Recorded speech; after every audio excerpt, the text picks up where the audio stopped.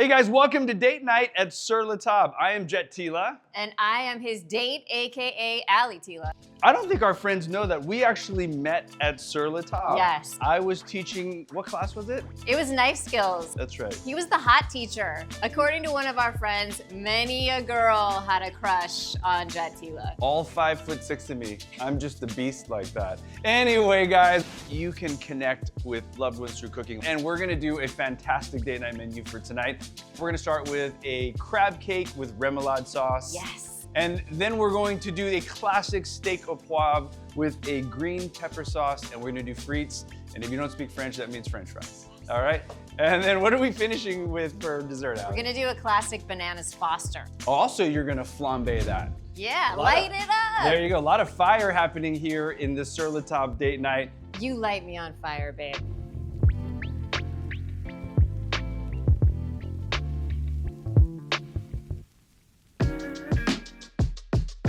In our 14 years together, every time we go out to eat, you love crab cakes. I What is it about know, crab cakes that you love so them. much? I love how savory they are, and I love anything fried. I mean, come on. And it's a really great dish to learn a lot of classic technique. I'm gonna start with the crab. This is supreme crab meat right here. Guys, that's what I'm looking for. Really large crab pieces, just like that. It should smell like the ocean. And this smells super sweet, super delicious. Dump it in a bowl, okay? So I'm just separating loosely, using my hands in and looking for shells. And this should take you like a minute or two. Ali, do you mind finishing up the crab mix? Would be more than happy to do that for you. I'm gonna make a well in the middle of the crab, kind of like you would a pasta. And I'm gonna start adding ingredients. We have an egg, and I'm gonna crack it in a cup so that I don't get eggshells directly into my crab cakes. I can pick them out of a bowl if I need to. I'm gonna add some mayo. Japanese mayonnaise, double yolk, is seasoned, so it has a nice savoriness to it. Mustard. Dijon. Yummers. And of course, you can't have crab cakes without Old Bay, am I right? I mean, it's like the best. Next is a lemon. I'm gonna add some lemon zest. Ooh. And then we're gonna also add in some lemon juice. Worcestershire. Say that 10 times Do you fast. say Worcestershire or Worcestershire? A little bit of salt. Lovely. And a little bit of breadcrumbs. Just to bind. All right, we're gonna fold this in gently so you don't break up your crab meat too much because you want some of those lumps. Babe, do you wanna cut some parsley and scallions for me? You got it. You know what? I try to like what I call force multiply, right? If I continually cut and gather, I'm basically multiplying my work here. And now I'm going to just slice the scallions nice and thin. Like it's hot when you cut stuff. It takes me back. It takes me back to that knife skills class. You know, I'm telling you, it's important to learn how to cut stuff, man. Like, you know, look what awesome knife skills got me, bro. Anyway. When chopping herbs, make sure to gather them into a tight parcel. Just rolling your leaves makes your life so much easier. You can do it with basil, you can do it with mint. Big time. Sur La Tip. Ba, ba, ba, ba. You have to do that when you say Sur La Tip. Anyway, Sur La Tip is make sure you have a few bench scrapers in your house. Ali uses them for dough. All the time. All the time, and I use them to gather. So watch this. Look at that. I can gather all my herbs and then easily transfer the mix into the crab. There you go, my love. Thank you, thank you. All right, I'm just gonna gently fold these herbs in, and I think we're ready. All right, so it's time to form crab cakes, and we've got a cool tip for you. It's always hard to get a uniform size, so why not use a measuring cup? This is how I like to do it. No, this will give you a nice meaty crab cake. I don't like the thin ones. I like my crab cakes to have a little bit of oomph. And look at that. That gives you a beautiful starting point. And now, using your hands, you want to push downwards. So I'm going to set this down. You should get 6 to 8 of these. I love this for date night because, look, you get to work with your loved one. You get your hands dirty. It's bonding. Look at that. 6. Nice. Okay, hardware. As for hardware, we really love using aluminum nonstick pans. For sure. They heat up really consistent and quickly. And we're doing what's called a shallow fry.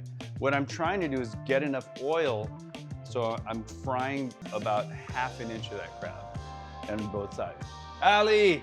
Tila. Fish spatula, please. Because this is oil, be careful. I'm just gonna leave that in there nice and gently. Look at that, that's a nice fry. Every time you lower a crab cake into the pan, the oil loses temperature. These all-clad pans, they keep their heat really well. So I'm gonna be fine to lower all 6 of these in here.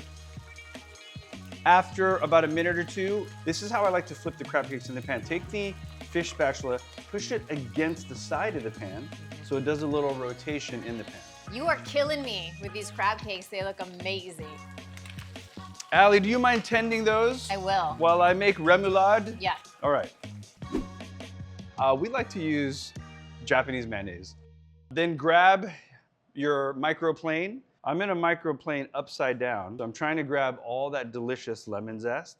And if you do it upside down, what I love about this technique is I can grab the pinch that I need and then add it in there, okay?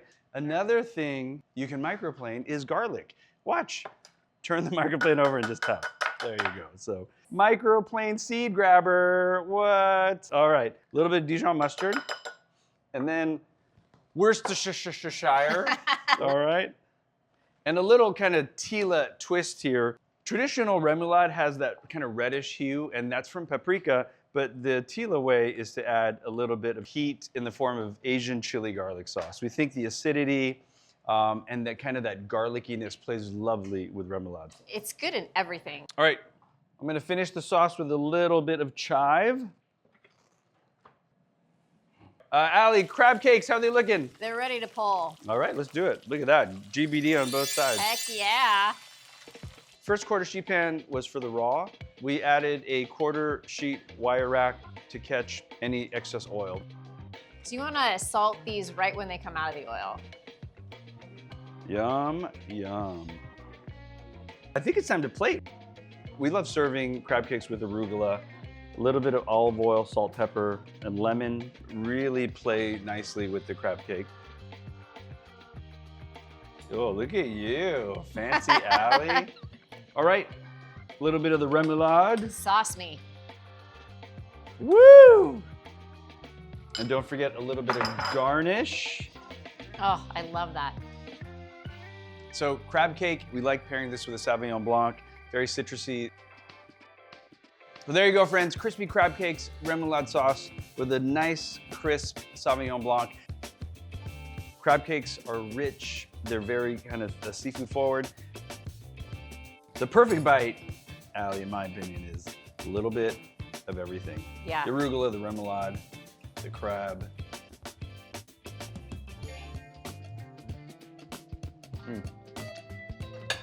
So good.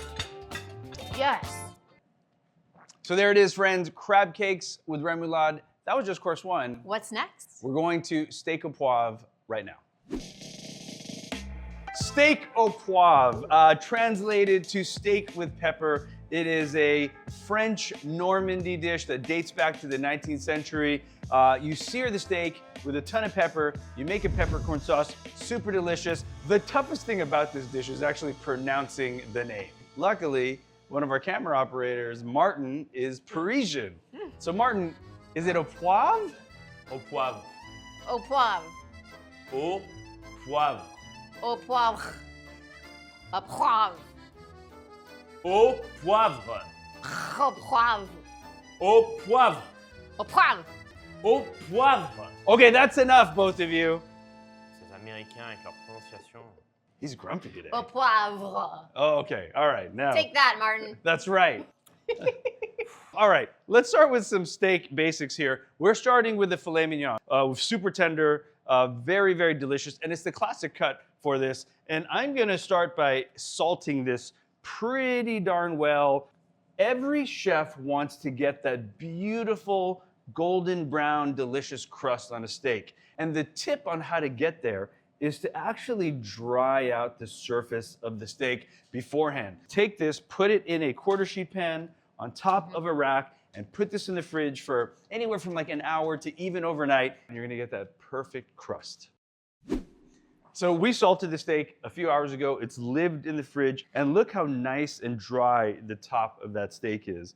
So Ali's got a pan on medium. Sur La Table, pepper's delicious, But it's always really nice to kind of toast these peppercorns before we start crushing it here. So we're just gonna toast these till they're fragrant, right? Absolutely. Once you start smelling that pepper flavor, all those essential oils have opened up and you're gonna get even more flavor out of it. And it took you no time.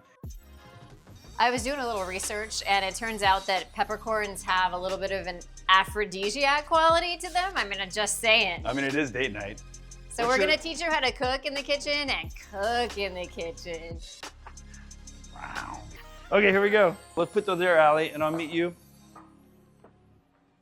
Go. Teamwork. Look at that. So I'm gonna actually crush these peppercorns using a saute pan. This could be with a bowl as well, but all I'm doing is taking the edge of this pan and applying pressure with the pan on an angle. And you can actually hear that. So, and what we're looking for is just like a rough crush. You're not trying to dust these, but once you start to see the whites of the peppercorn on the inside, you're gonna be good to go. This is also a little bit of a workout. I'm engaging my core. I'm getting my shoulder workout as well. All right, Martin, let's show our friends what we're looking for right there. Some is dust, some are halves, some are quarters, but beautifully uneven.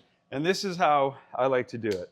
I'm gonna take the steak and we're literally gonna smash the steak into the peppercorns. And I'm just going for the top and bottom. I wanna leave the sides alone. Okay, beautiful crust. Now it's time for a little bit of salt. And I'm using a bit of kosher salt here. Now steaks really need a lot of seasoning, so don't be scared. That looks nice, yeah? Yeah, I feel like more salt gives it an even better crust. Absolutely. So we're gonna start searing just one side of the steak. We've preheated our aluminum nonstick pan, just a drop. Just a drop? Literally a drop. So with these pans, you don't need a lot of oil. You're gonna get a really great browning. And we're just gonna start by getting one side super brown. So we're looking for a golden brown and delicious crust. We didn't burn the pepper. Look at that. That's a steakhouse Nice. crust right there. We've got the countertop oven set at 375 degrees. And we're gonna finish these steaks in the oven for about 8 to 10 minutes until 130 degrees, which is the perfect medium rare.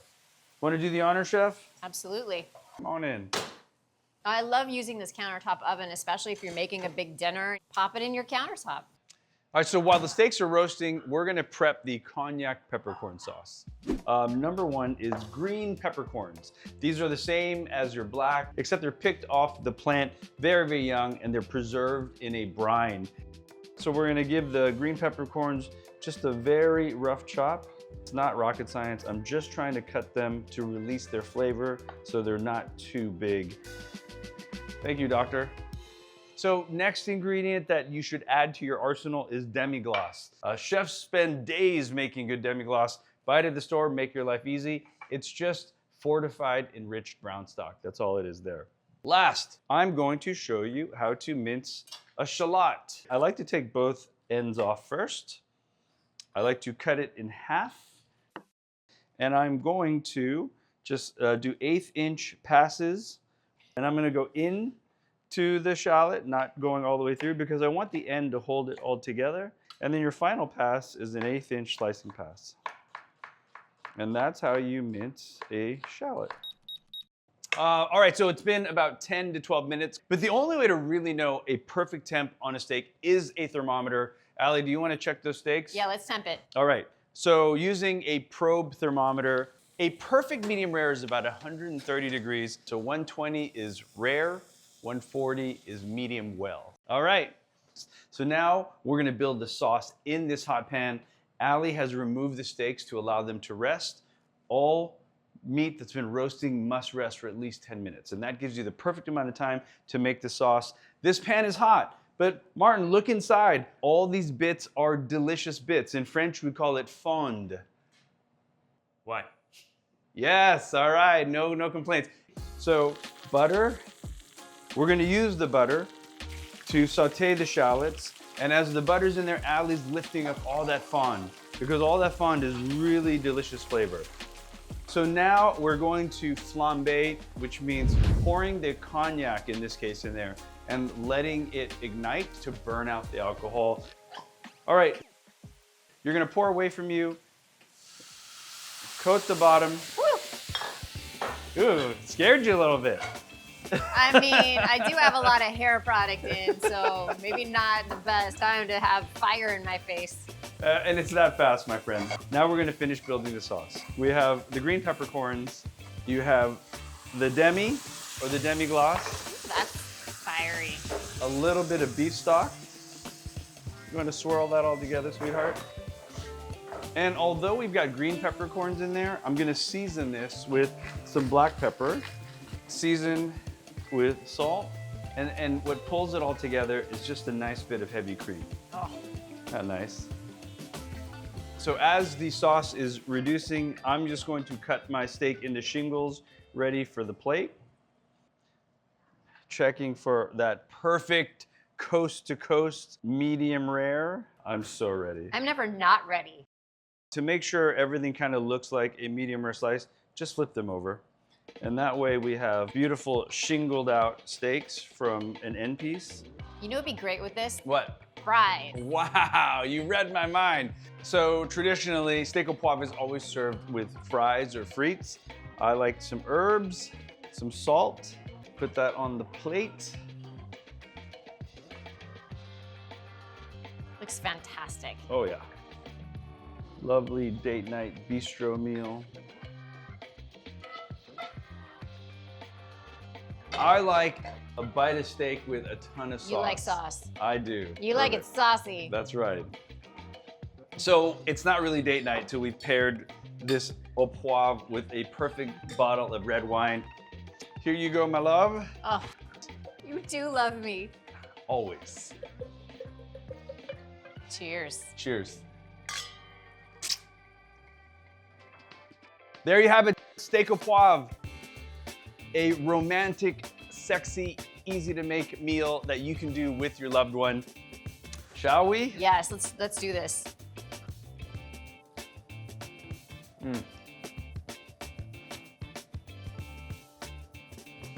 What do you think, babe? Yeah, that's the happy face right there. You have made my dreams come true. That pepper crust is assertive, but it's not too much. Then the green peppercorns brings kind of this brininess and creaminess. This really is an easy, fun date night meal, and it really allows us to cook together. Yeah. So we've made crab cakes with remoulade. We made a delicious steak au poivre. But you can't have date night without dessert. It's the best part. So what are you making us? Bananas Foster. So Bananas Foster was created in the 1950s by Brennan's Restaurant, and they challenged their chef to create a new dessert in honor of their friend, Richard Foster. And it's flambéed bananas over ice cream with a rich sauce. Lovely, let's get into it. Show us the way, chef. Show All us right, the way. first we're gonna melt some butter in our pan.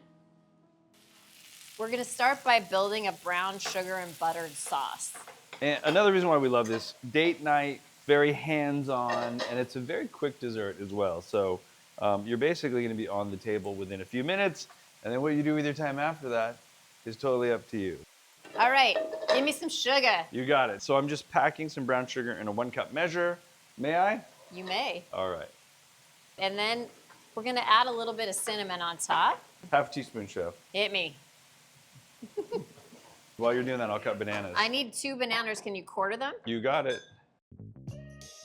So we're almost thinking like a banana split boat. Like a boozy banana split in a way. Amen. Okay, so half and then half lengthwise. And then we need to throw in about a half a cup of banana liqueur. This is nice. I think the banana liqueur really kind of reinforces that flavor profile. All the way in? Yep. There we go. So can you hit me with your bananas? Whoa. Whoa, whoa. You mean these Cavendish bananas? Correct. That's what she really means. So once it starts to kind of bubble up and thicken and get nice and caramelly, we're gonna set it on fire with a flambe.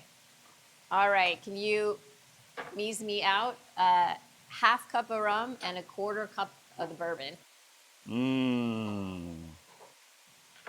These are boozy bananas, Ali. Oh yeah. Wow. We're gonna set some stuff on fire. Sur La Table for flambeing. There's a few rules. Number 1, 1 ounce of alcohol for every foot of space you have until your hood. Another rule is step back, warn everyone in the vicinity, because you want to have a really great date night, okay? Yeah, you don't wanna set your house on fire. Exactly. You ready? So crank up the heat because we have this space. And then, and you'll start to see the vapors. Pull the pan back. And that's a safe flambe. All right, pull your pan back. And once we're on fire, you can pour the rest in. Just let the vapors burn off. And what you're left with is the delicious flavors of these spirits. I'm gonna throw in just a pinch of salt. As it reduces down a bit, it's gonna start to look thicker. You wanna see that trail on the back of the spoon, all right? Look at that nice trail on Look the at that, back. it doesn't run. You can pre-scoop your ice cream into the dish, put it in the freezer, so when you're ready to serve, you have perfectly scooped ice cream. So this dish, I feel like, gives you massive chef cred without being hard. And you can do a lot of the prep in advance when you scoop your ice cream. You can toast your nuts in advance, too. Oh, yeah. That's what I'm talking about. Oh, my Lord. You're welcome. All right, we have some toasted walnuts. You can toast them and then throw them in the freezer and pull them out whenever you need them. That's what we do in our house. So for Bananas Foster, we like either ice wine or a not so dry Riesling, something with a little sugar to it. I think it's the perfect complement. Beautiful work, babe. Thank you. Really, really Thank lovely. Thank you. Well, there you have it, friends. Ali's famous Bananas Fosters. What a perfect way to finish this date night meal. Let's dig in. Look at that, babe. Really nice. Oh. I love the sweet, sticky bananas with the creamy ice cream. Wow. A little bit of everything, right? So we did it. Date night dinner a la Sur La Table. We started with the crab cake, remoulade, we did a steak au poivre, and we finished with Ali's amazing Bananas Foster.